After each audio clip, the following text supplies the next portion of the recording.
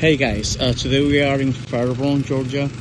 So we are looking for neighbors, homeowners who need help through their insurance to get a roof approved due to storm damage in this area. So I'm walking to this house.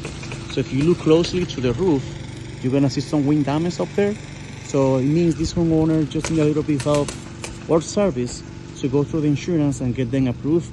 So now let's knock the door and let's see if they allow us to help them out and get a new roof approved like the neighbor next door. So this house, we got them approved, and we are in the same neighborhood today, just looking for more homeowners that need all helps.